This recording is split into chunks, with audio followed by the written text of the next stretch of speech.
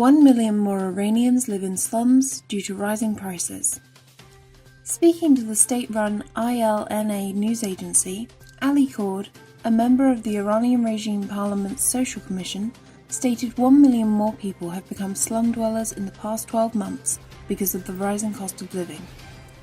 Iran's Ministry of Roads and Urban Development last July announced that 19 million people live in shanty towns around cities, a figure that constitutes 24% of the country's population.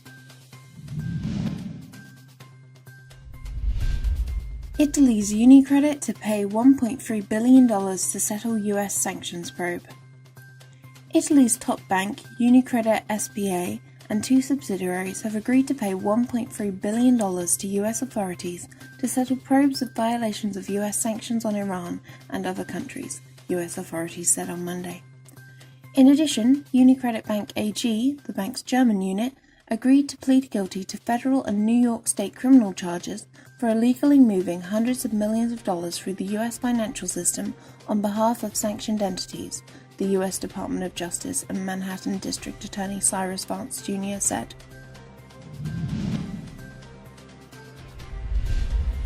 Iran regime has executed at least 4 prisoners since the beginning of April. On Monday, April 15th, a prisoner identified as Abdel Zahedini was executed in Dastgird prison of Isfahan, central Iran. Also on April 11th, the Iranian regime executed 2 prisoners at Adelabad prison in Shiraz, south-central Iran.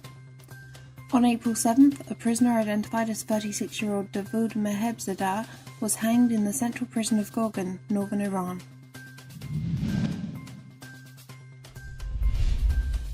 Iran's Ministry of Intelligence arrests protesters and volunteer relief workers. The Iranian regime's Ministry of Intelligence and Security have arrested a number of individuals who voluntarily involved themselves in providing relief to the flood survivors in Avaz, southwest Iran. MOIS agents on Saturday and Sunday arrested at least 25 individuals taking part in recent protests seen in the past few days, along with numerous relief workers voluntarily providing independent support to the flood-hit areas, all out of their own pockets. According to the Iran Human Rights Monitor, some 22 volunteer relief workers were arrested on Sunday. US officially designates Iran's Revolutionary Guards a terrorist group. The United States officially designated Iran's Islamic Revolutionary Guards Corps as a foreign terrorist organization, according to a notice published in the US Federal Register on Monday. The IRGC is in charge of Iran's ballistic and nuclear missile programs. It is also involved with the country's banking and shipping industries.